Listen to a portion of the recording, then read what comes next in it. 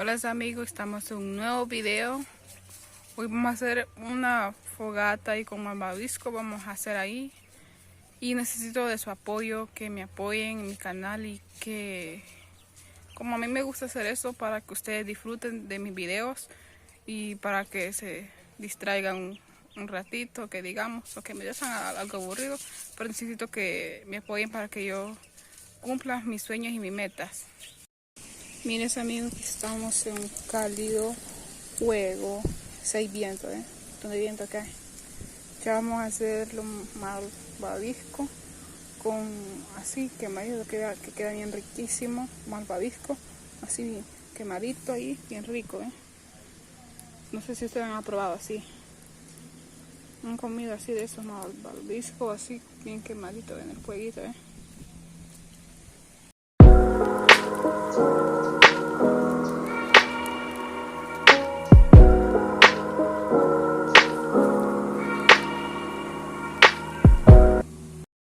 Buenos amigos, ahorita vamos a quemar el malvavisco para que se sienta más rico.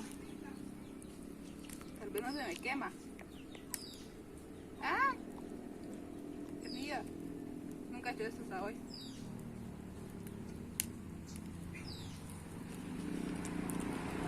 Mira amigos cómo quedó. Se quedó el malvavisco. Está caliente.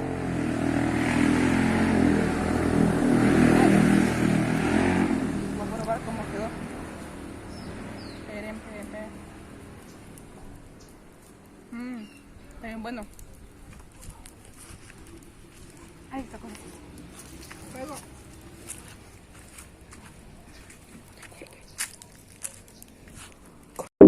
Miren amigos, así quedó la fogata que hicimos. Miren,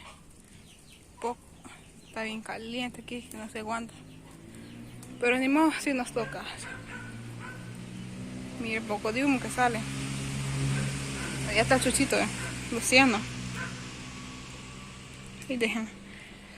Ay, se lo voy a enfocar, mire.